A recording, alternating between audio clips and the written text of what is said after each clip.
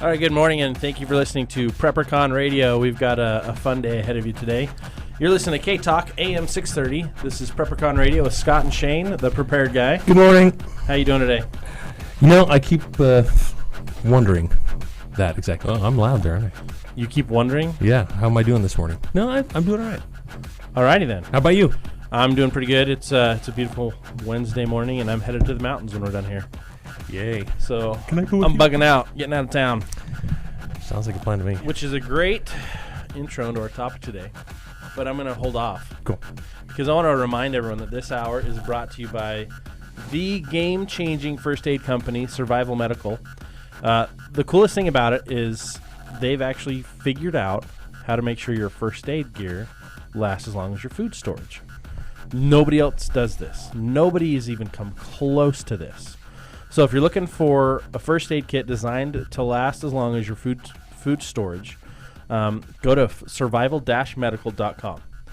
I actually carry these in my car now. I think it's awesome. When I need it, I just rip it open. The Band-Aids don't go bad in 6 months to a year. The alcohol pads, I hate those. They always are dry. Every time you open your first aid kit, they're dry. Well, with these, no problem. That's one thing that I think a lot of us preppers or those who are out buying their food storage, they want to buy it and forget it. Stick it in the basement, let it sit there until you really need it. And that's, I think, really the main problem with most first aid kits, or what do you want to call them, jump kits, bug out bags, is things expire. They wear out. Even just sitting, just like a car. If it sits there and you don't use it, yeah, that's worse for it than than running it every day. So absolutely. So we're lucky. We actually have the founder with us today. Hey, John. Howdy. John is he's a lifelong prepper, total good guy, and he wears wolf shirts and moccasins in his free time. As you can tell, I've known John long enough to get some dirt from his past. It's fun. And he'll make fun of my F-150 all day, but we're excited to have him here today. We're excited. We are talking today about social unrest. We're talking about panic. When crap happens, how people respond. So for a reference point, I want to go back just a little bit. I mean, just last few days, look at Trump in California, what happened with the rioters and with the voice, if you will, of those who oppose him. Not lawful, just stupidity, anarchy, trying to cause the paid problems. rioters, right? The paid rioters. Now, let's jump back even further to an actual crisis. Look at the LA riots all over a court decision with Rodney King. Look at the best example, in my opinion, is Katrina. Hurricane Katrina happened. Then what? Everyone was looting. Everyone was violent.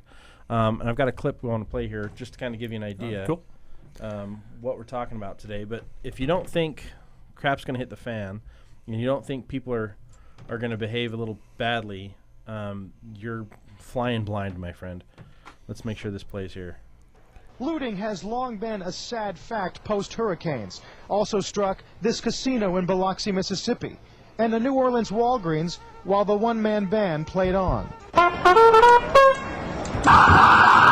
Overnight, police in New Orleans enforced a dusk-to-dawn curfew, carrying automatic weapons, searching buildings, and arresting suspects, trying to protect businesses from a storm that has damaged everything in sight and turned many customers into the enemy.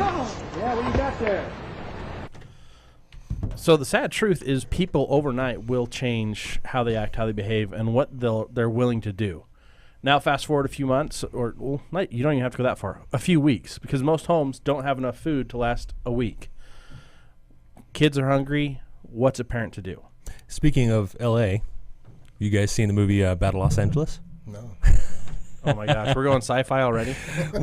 Why not? I mean, that's I think a perfect way to kind of segment into this. If you've seen the movie, it's basically a war zone, and I highly recommend it. It's a good prepper movie. I was trying to remember the name of the actors in there. So Michelle Rodriguez, she's really bad A in that movie. So you guys need to see it. That is just a really fun little movie, especially for us preppers. Something I really enjoy. Anyway, while Scott's talking on the phone here, we'll see what he wants to talk about next. But anyway, so yeah, we're talking about panic today, and what I wanted to focus on, and maybe a little bit different than what Scott wanted to focus on. Since we got John here in the studio, he's a medical guy. Why don't you tell us a little bit of your medical background? I know you've got some medical background. That's why you got into this business. Sure. Yeah, I'm a naturopathic doctor. Okay. That's my background. I was in the natural medicine. I'm also a doctor of Chinese medicine. And so I came about things from a little bit different background than your traditional allopathic medicine. But we have a board that gets together when we design kits. I think that's really something that gives us a unique perspective. My brother was a dust-off pilot. He's done 7 tours now. And so he's got just this pile of buddies that are combat medics. My sister's been pile of buddies, not pile of bodies. No, I want to make sure people understand. I heard that correctly. He's got all kinds of buddies that are, very experienced combat medics that came in. My sister has been an ER nurse for a lot of years, and so we bring in a lot of different people with a lot of different backgrounds, and then we throw in a specific scenario. Here's this guy in this place doing this thing. What does he need? What's he going to encounter? Very cool. So awesome. So I got derailed. We had a caller calling in just wanted to talk about Trump, and I'm like, we're talking about social unrest, which, hey, Trump and his non-followers are definitely creating. We've got a horde of people paid to go do that. Imagine how much worse it's going to be when they're not paid. They're going to need survival medical. right. We do our best not to talk politics on this show. I mean, that's my take anyway. It's prepping, not politics. That's the thing. Prepping is for everybody. I don't care who you're voting for. Well, I do personally, but as a show, I don't. I really don't. What I do care about is how you act and how you behave when the crap hits the fan. Because it's not if. We all know that. We hear it all the time. It's not if, it's when. What is your plan? What are you going to do to make sure your family is protected, your community is safe? That all starts with personally being responsible, personally being prepared. And if you're not doing that, you're going to be the problem. No, you're not wrong there. So, personally, I mean, a few years ago, let's get accurate. 1998, I was in Florida, and Florida had a tornado. Middle of the night, worst tornado on record. Had the most deaths of a tornado in Florida because it was at nighttime, kind of rare. But it just bounced through and tore up the Orlando area. A few hundred homes damaged or destroyed. I think it was 17 people killed. It was the death toll. Maybe it was 28. It's been a while, but I was there during that time. And, yeah, there was some panic. There was some frustration. But I'll tell you what, for the most part, people came together. I spent the next 3 weeks working together with locals to help kind of rebuild, restore, clean up, tons and tons and tons of cleanup, getting rid of debris. But the local churches jumped right in. That's the type of solution we need for anything that's coming. But, unfortunately, since that time, I've watched society decay. I've watched people get less and less caring about each other. Part of that's thanks to the internet. There are more trolls on the internet just bagging on everybody than ever. People don't seem to care about each other. They care about their opinions. They care about their beliefs more than the well-being of other people. That's part of the problem. We've disassociated ourselves from each other. Men and women no longer care for people that they know or don't know. They're willing to go drop a dime or a quarter in the bucket come Christmas time to charity, but that's nothing. We need to be getting back to taking care of each other. We need to get back to being responsible. Because when the crap hits the fan, everyone's going to panic. I don't care who you are. You're going to freak out a little bit inside or a lot. I know I'm going to, but I'm also going to giggle because I've got tons of stuff ready. Yeah, and that's where it really comes into the preparedness aspect. That's Absolutely. what we're here and what we're all about. That's why I call myself the prepared guy, and that's why, why Scott started PrepperCon. Is if you're prepared, you won't fear. And what is fear? How does fear manifest itself? In panic, right? So if you've been involved in one of these types of situations where you've actually seen up close and personal the panic set in from a disaster, give us a call. We'd love to hear kind of your story, what happened, where you were. The number here to call in to be on air is 801-254-5855. You're listening on AM 630. This is K-Talk. Today we're talking about panic, social unrest, things that are going to actually happen, things that have happened, kind of your experiences, and what we can do better to be better prepared for that. John, what's your opinion on this? When the crap hits the fan, what do you think is going to happen socially? Well, I think a good example to look at, and I think it's even more recent than some of the ones you said, was let's look at Ferguson last year. Oh, great example. I think that's a great example. You got some people that got their feelings hurt, right? And there wasn't nobody was hungry. There wasn't some massive chaotic trigger event. You know, the dollar didn't collapse. There wasn't an EMP. Nothing real happened. Someone got their feelings hurt, and an entire city burned. You know, for weeks. Yeah, absolutely. You know. It's terrible to see the exact human nature, but when we're not prepared, that civility is going to fly out the window real quick. I think, you know, when people get hungry, they lose their spirituality. When people get desperate, they lose their morals. And I think it's hard to really predict when we don't have a paradigm that's defined it already exactly how ugly that's going to look. You know. Oh, that's some great comments. I have a personal story. If we gotta have a minute or so before break, and this is really one of the my experiences that opened my eyes. Is, you know, as in high school, I did a lot of rock climbing, and I was with a buddy up climbing, and we had just come down off the wall and heard some screeching brakes and a crash. So we hurried and jumped in my truck and headed down the canyon, and we didn't see anything. Turned around, came back up, noticed a guy stammering on the side of the road like a zombie.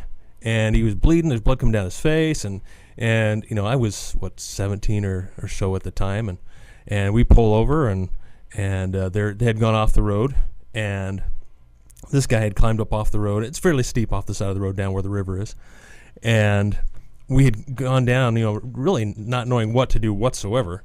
The other guy had gone through the windshield, was sitting up by the engine, and I stood there, and I didn't know what to do at all. I mean, I was completely frozen.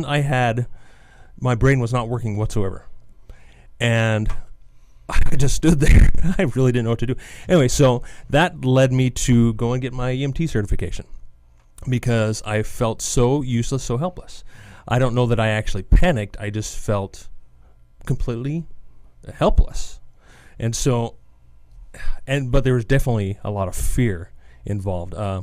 And I think that's obviously a different example than what we've been talking about with riots and those types of things, which we will see more often. But it's something that I think a lot of us come across, you know, every single day, or more often than a riot or than something like that is a more medical emergency where we need to really keep our calm. Yep. And the problem is people don't know what to do for the most part. We spend more time teaching Common Core than we do teaching common sense. You know, that's the major problem with our educational system is it's pushing stupidity and dumbing everybody down so that we're all equal, but then we're all equally unprepared, equally unable to do anything. Yeah, it causes us to depend on others rather than depending upon ourselves. Where okay, let's just call 911 or let's just call, you know, the police or somebody else to come and deal with this instead of us dealing with it ourselves. Oh, you nailed it, man. That's huge. I think that's the whole one of the, not just Common Core, but public education itself. We've taken responsibility away from ourselves. Everybody just wants to call someone else to do something. You know, you see something wrong with a neighbor's animal, you call Humane Society. You don't go talk to your neighbor. You know, you don't want to teach your kids, so you're busy. You want to do other stuff from 8 to 4, so you send them to public school. You know, we've lost responsibility as a society. And then you're right. I think that's going to add to that fear and pandemonium. When everyone's going to stand around and look for somebody to save the day when they... Yeah, I've got some statistics I wanted to get to a little bit later on in the show, but there's one statistic that... we got coming up for break here, so I guess we will see you on the other side of the break. This hour is sponsored by Survival Medical, the only first aid kit designed for long-term storage. Find out more at survival-medical.com. Music. Okay, we're listening to some weird music again. I apologize. No, that's good stuff. On behalf of K-Talk, for all those ears who were just bothered by this easy listening. Shane likes to mess with very me. relaxing. You know, we're talking about panic, and you're talking about fear. You know, you need some good music to calm things down a little bit. You want to start panic? You want to start social unrest? Play some Carpenters. That stuff kills me. Or Depeche Mode, right? Or Depeche Mode. That's all right. For Scott. Anyway. I'm spiking the meter here. All right, so as usual, this hour is brought to you by Survival Medical, the only first aid kit designed for long-term storage. Find out more at survival-medical.com. And John, they're hitting the stores pretty soon with your product line at is it Sam's Club? We'll be in Sam's Club here probably right around July. We're going to enter them here in Utah. You can find them in a lot of stores here. Family Storehouse down in American Fork has them. Ready Stores is putting us in their stuff. Any of your outdoor stores should be carrying us. If they're not, then you need to go to them and ask them why they're not carrying the best, and they can get it. So sweet. He's right. He's absolutely right. He is absolutely right. So I had this little data point that I wanted to share with you guys about Americans, and these numbers are a little bit old, a couple of years old, but on the same theme we were before the break is over 55% of all Americans believe that the government will come to our rescue when a disaster strikes. That's scary, isn't it? Oh, it is, and that tells you how brainwashed and how everyone is accustomed to, like you're saying, well, let somebody else take care of it. The government will take care of us. Which is why certain candidates are getting a lot of followers. The younger generation. Right. The hour before us, Paul was talking about the group that was protesting and rioting Donald Trump. He was also talking about that 40% of the younger voters, so the 18 to 25, 40% of them believe that the government should provide food, housing, and medical aid to everyone. That's our natural right. Yeah. Like, you're born with it. I'm like, really? You're born with that? That's bullcrap. That someone else has to pay for that. The government doesn't provide or create anything. We as citizens have to take care of ourselves. That is our civic duty. We have to take care of ourselves. We have to take care of our community. We have to take care of our country. That is our civic duty. As part of being an American, as part of living here, we need to stand up and step forward and do something. So if something happens, like we had these crazy winds over the weekend, right? A lot of fun to drive in, not really at all. It was, especially in the little tiny... Especially in an F-150, right, John? In my F-150, it was great. In my brother-in-law's Forerunner, I was weaving around like a drunk sailor. It was crazy. The wind was just blowing us all over the road. But I wake up in the morning and I've got friends and neighbors further north who trees are falling down.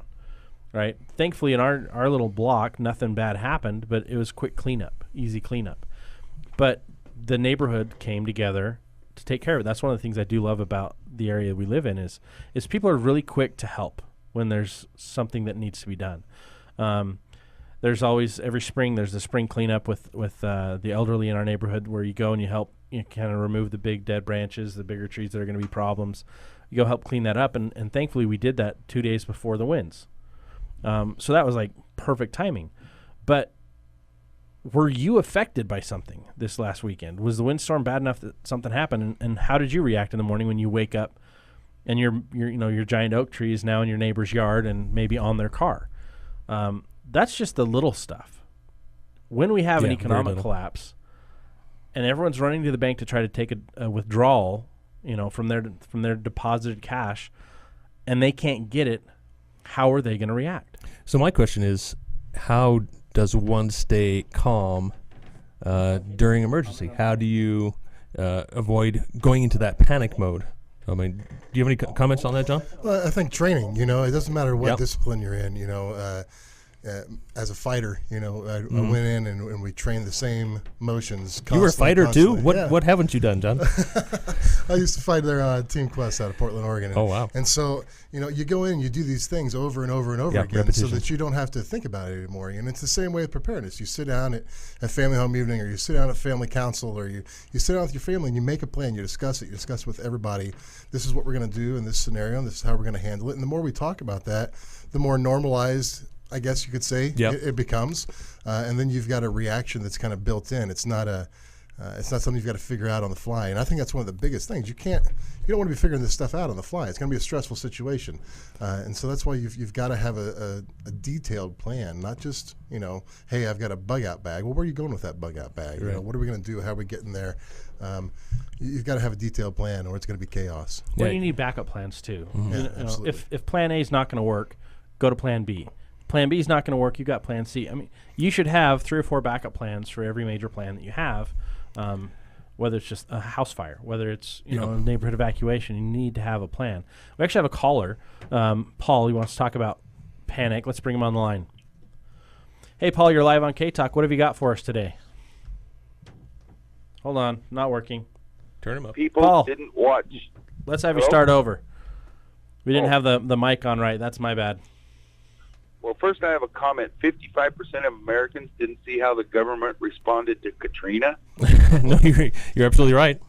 But I was just wondering, do you have something in that kit for anxiety? Because if, all heck breaks loose, that's going to be very stressful to a lot of people. And they're probably going to need some sort of sleep aid or anxiety. Well, I think a lot of people, I don't mean to cut you off, but I think a lot of people nowadays are suffering more from anxiety than previously. And I think that's true throughout the board for whatever it may be.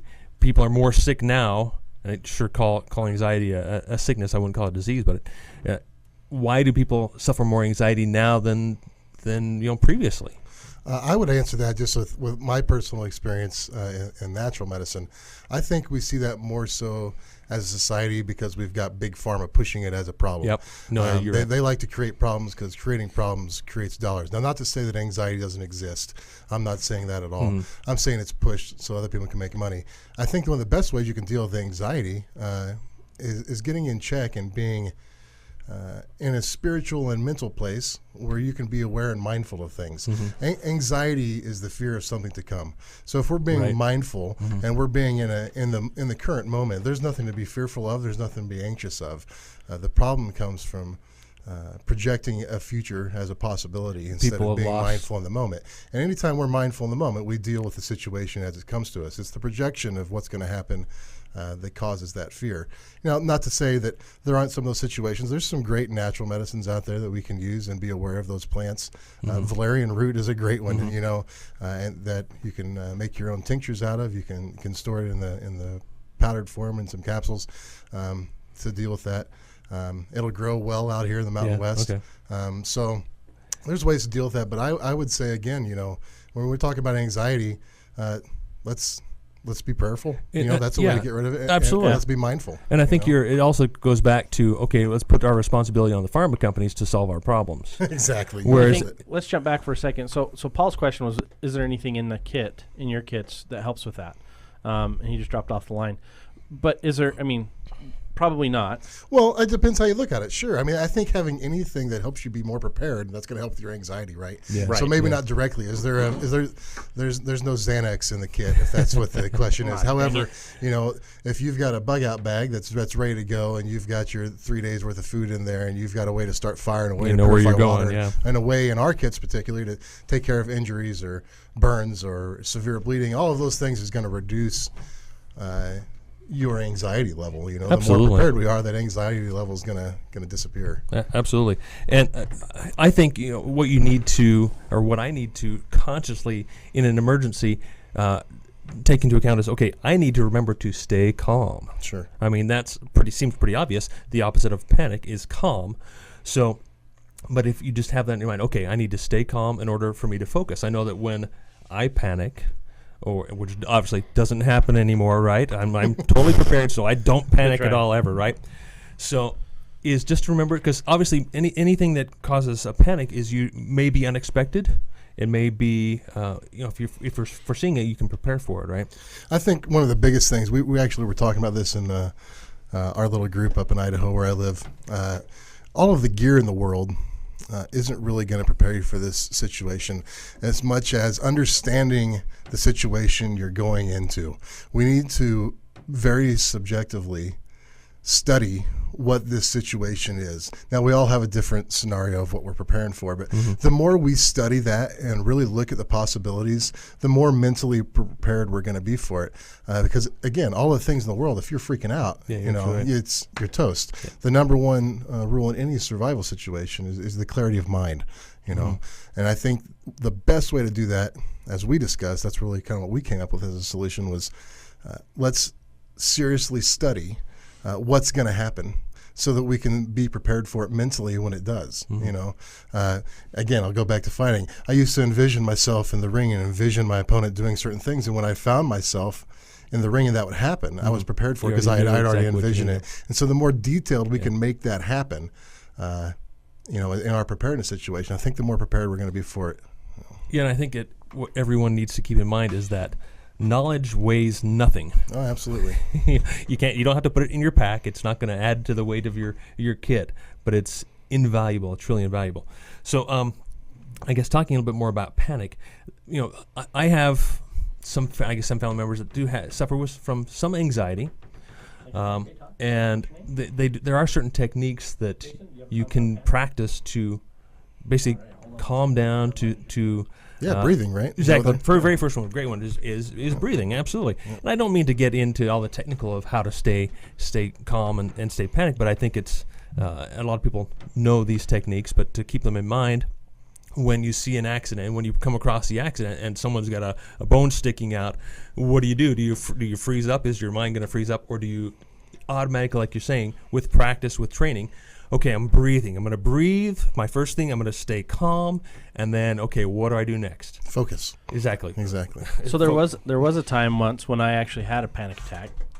I didn't know they were real until I had one. I was like, holy crap, these are real. Mm-hmm. And then someone brought me a bag to breathe into, the paper bag. I've done that before, too. And actually, that made me more anxious, trying to breathe in that bag. The thing that actually helped the most was just trying to match the breathing of someone calm. There you go. Thankfully that was my wife, and we call her Mrs. PrepperCon. She's amazing. And also another thing is she brought into my life this thing called Rescue Remedy by Bach. I love that stuff. Yeah, Bach flower, that's great stuff. Yeah, great stuff. Totally helps a ton. But you've got to find what works for you, because one solution is not always going to be the right thing for everybody. We're all built so differently. Our chemical makeup is so different based on what we're always eating, what we're doing, how we're living. So you need to find what works for you and make sure you're implementing those things into your plan, into your kit. We've actually got John on the line. Let's bring him on. Hey, John, you there? Yeah, hi.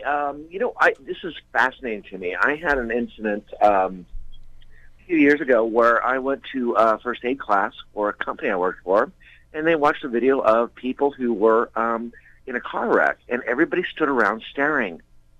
Mm-hmm. And I thought that was such bunk, and I even said something. Well, 3 weeks later, my brother was going to Afghanistan. We were at the grocery store, and in the deli, those deep fat fryers that they screw down for chicken? Yeah. Pressure cookers? This poor 17-year-old girl undid it without it being cooled down, and it exploded all over her face. Oh, no. The entire store were deer in headlights. My brother and I looked at each other and immediately ran over, stopped short of it. There's oil everywhere. Identified the situation. My brother said, get her a chair. And I, immediately went, you get a mop, you get cold rags now, immediately get it on her. And it was interesting because everybody did freeze. They didn't know what to do. And, my brother and I had enough self-awareness to really take a look at the situation and start doing it. Now, apparently, treating the burns was wrong. It was outdated information from the first aid, but there was a firefighter there, and he didn't know about it. He was back in the further store, came up and started to help him address it. But it was amazing to me how when a sudden catastrophe that happens, even something as minute as that one. Yeah. Everybody just goes deer in the headlights. Yeah, they did. Fantastic. I went, holy crap, they were right on that video. Mm-hmm. Yeah, unless you experience it for yourself. Well, yeah, I really did. And having even that one video and just a little bit of training, we were able to kick into action and start directing people to take action, get that girl some care that she needed, and also identify, oh my gosh, there's oil all over the floor. This is a trip hazard. You don't walk immediately into it. You stop short, identify, you look at it, and then start directing people and get them into action. And we were able to resolve it very quickly. But it was like, but the thing is I was amazed. Yeah. Why are you standing here? Yeah, thanks for that example. That is absolutely a perfect example. And I was going to bring up a similar example during the course of our show today. But people like you, like us, who can be prepared and take that time to do training and practice, when you come into a situation like that and you take charge when everyone else is standing around, is very powerful. You can direct people and really, obviously at that point they're panicking, they're frozen up, but you can be a very powerful instrument at that point in saying, okay, you call 911, you do this, just like you did, in directing that and really teaching people. And I think it's really a great teaching experience and learning experience for yourself and others as well, to see, okay, I'm standing here frozen up, don't know what to do, because they've never really even run it through in their mind, like John was saying. It's never run through in your mind. Think before. about what that caller just said. And I heard two things right there. One class, self-awareness. That's what stood out to me in what he just said. Yep. That one class, that one conversation with intent of, hey, we're going to look at this scenario and what we would do for it. That's what gave him the situational awareness to react in a way that other people wouldn't. Your natural reaction is to stand around like a deer in a headlight. But with that one class, that one conversation, he didn't say he went to 6 months of training. That's something everyone can do. We can do that in our own homes and our own families. Just like you're saying, recognize is a word that really stands out to me, recognize. Now, if the first thing when, we're coming up to a break, I will get back to that after the break. Again, this hour is sponsored by Survival Medical, the only first aid kit designed for long-term storage. Find more at survival-medical.com. We'll see you after the break. And thanks, John, for calling in. We'll be right back. You're going to have to tune in later on the line when we put our video up. We're actually doing muscle testing. John's pulling out all his medical genius over here. And naturopath.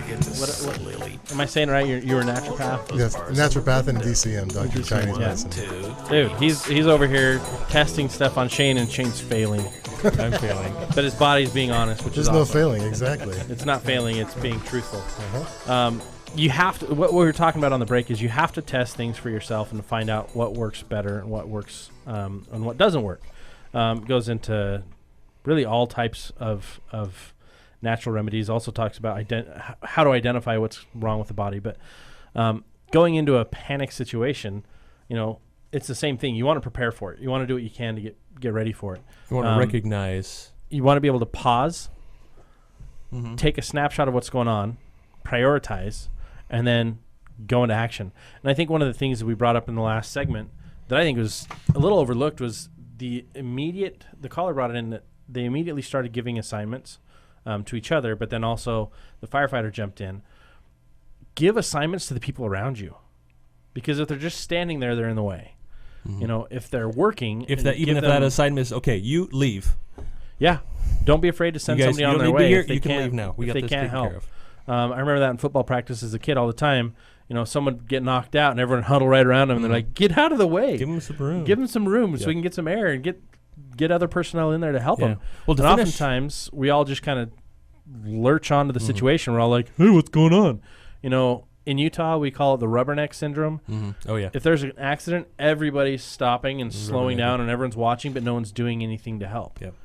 And so I guess what I want to finish my thought up before the break is, we were talking about recognizing, the situation you're in, like Scott was saying, is step back, evaluate quickly.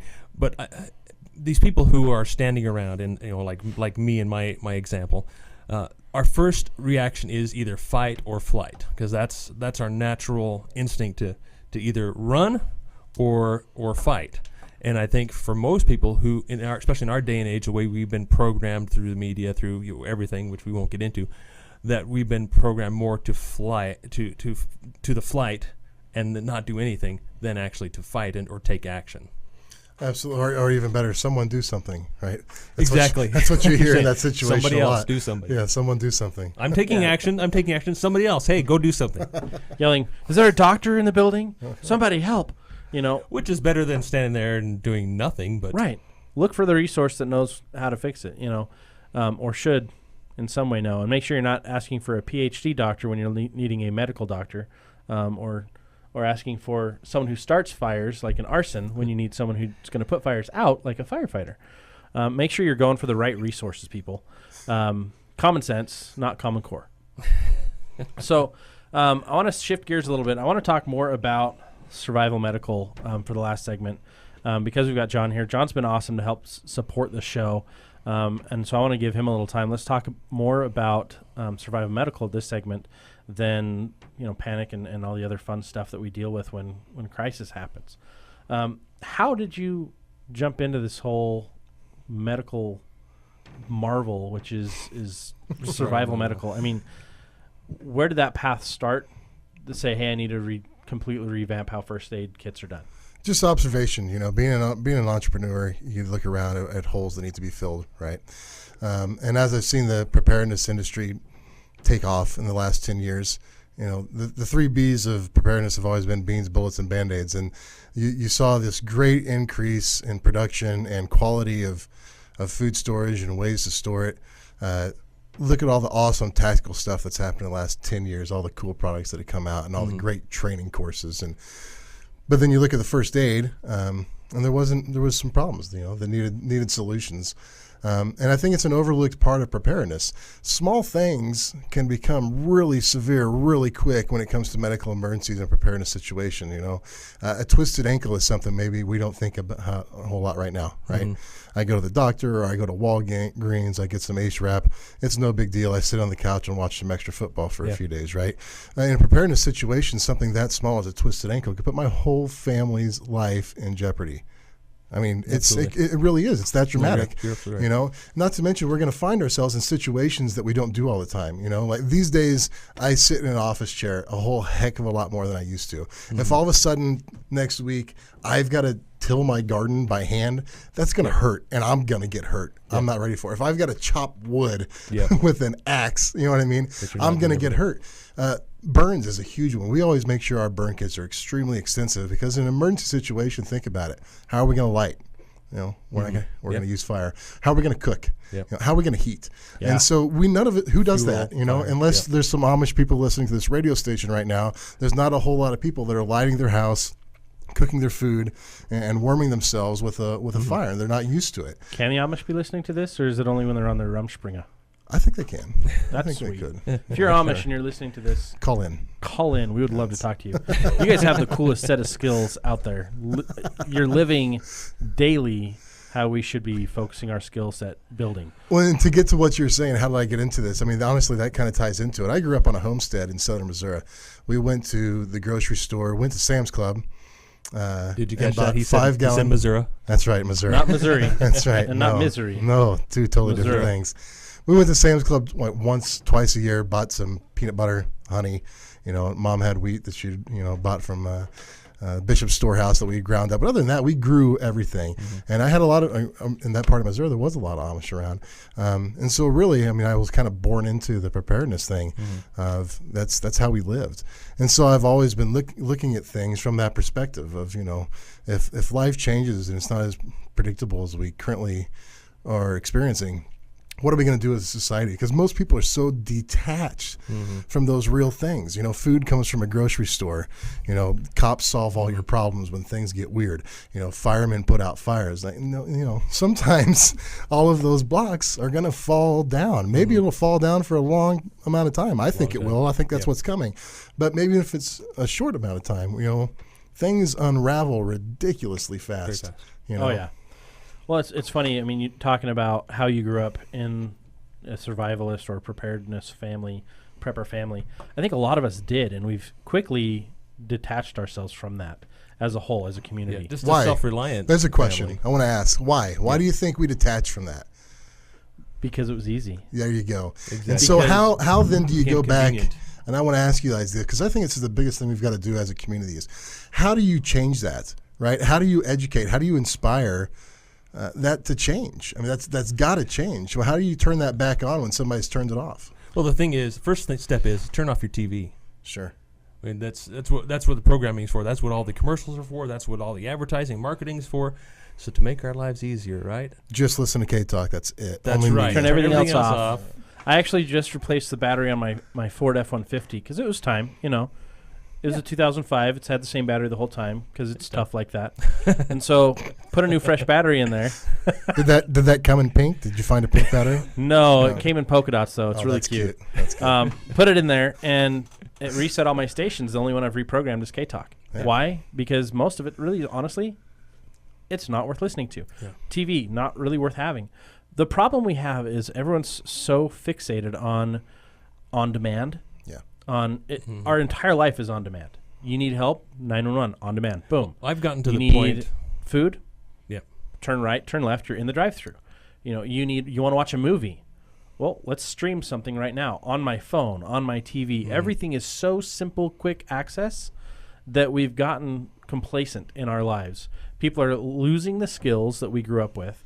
We're one generation away from a total collapse of abilities, right? Everyone's just completely wiping away skills. I think we are that generation. Yeah. Well, look at the younger generation. Where are they going to go if we're failing them already? Even myself, just looking back, a half a dozen years or so, I wouldn't call myself a prepper at the time. I was still my prepared guy, but I really didn't have much of a clue what it meant to be.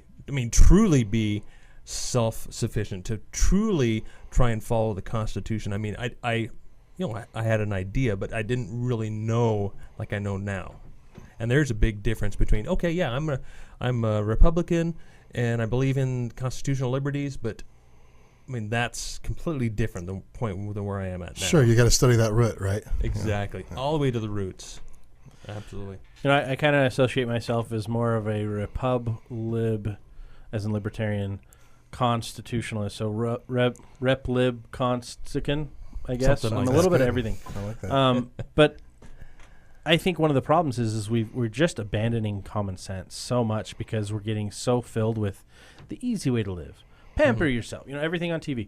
Take care of yourself and use this thing to get rid of all your body hair and be happy that way. And, I see those commercials. Because you're at the gym all the time. And, hey, this is an easy way to sit. And you look in the movie WALL-E, and it totally predicted this life that we're living. Everyone's sitting in these little hover chairs rolling around, watching TV 24/7, sipping their giant sodas. Where we'll be eventually if we let things go. And if I look at my childhood, I was absolutely appalled at my mother. I love your mom. You're probably listening right now. But I was absolutely appalled because my mom would turn on the wheat grinder while I'm watching cartoons on Saturday morning. And I'm like, Mom, are you kidding me? And I was like 6, 7 years old. Even up until 13, I'm still watching cartoons. I'm like, Mom!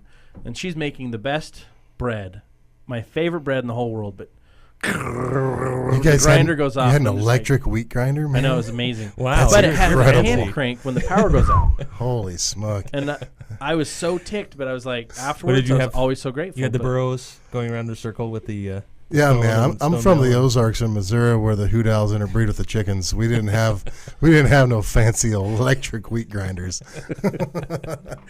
Oh man, I'm never gonna live this down.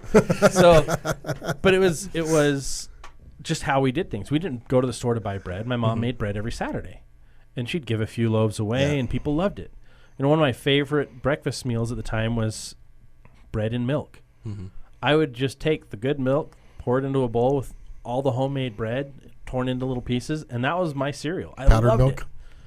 Sometimes it was actually, honestly, sometimes it was powdered milk. But we had at least a year's supply of food all the time, and it was our rotating pantry. Yeah. Now everyone's like, well, I'm just going to get everything freeze-dried, and I'm not going to touch it for 25 years. Well, in 25 years, it's bad, so goodbye. Yeah. Well, right? In some of these statistics I have in front of me, well over 55% of Americans have less than 3 days of food on their shelves. And what's the other 45? 4 days? Exactly. No, you're absolutely right. I think it's like 75% of people would die in like 2 weeks. Well, that's the thing. People say, those preppers, they can be alarmist. But isn't that our job? Isn't that our job when you have knowledge? It comes with the responsibility to stand and sound that alarm for our neighbors, because it doesn't matter how prepared Shane is. It doesn't matter how prepared Scott is. If we're not prepared as a community, we're all toast. And so, we've got to do away, in some ways there does need to be panic. There's got to be the other side of it. You need some panic. Wake up. Because there's problems. It's going down. Your children are going to need you. Your neighbors are going to need you. Your community is going to need you. Educate yourself. Get a plan. Get ready. Wake up. Instead of treating that anxiety with Xanax, like you say, use that anxiety to drive you motivate to get your food storage first off and your water storage and your guns and ammo and all that other. Well, oftentimes, and don't forget survival medical. And survival medical. Your medical oftentimes supplies. that anxiety is your body's natural reaction to get you to do Amen. something. Yeah, absolutely. Amen. Get up and do it. Don't ignore it and just treat it. Exactly. Do something about it. If you're not scared right now, there's something wrong with you. You got your head in the sand. Are you kidding me? Yeah, you're right. We've got George Soros running MoveOn.org to sink Hillary Clinton. So who's that tell us? We got New World Order picking Donald Trump here as a president. It's going down. We're here. Well, here's something that scared the crap out of me. Just a few days ago, the White House dinner, whatever on May 1st. May Day, communist holiday, by the way. Yeah, thank you. President Barack Obama jokingly talks about this is his last address at this type of meeting. And he's like, quite possibly the last of this type of meeting ever. He actually said that. Jokingly talking about how this is the last, White House dinner with the press. And I'm like, are you kidding me? He's just saying, hey, guys, we're going down. But here's the thing. We need to be getting more and more aware of what's going on around us. John, you asked a question a little while ago. What are we doing to help people be better prepared?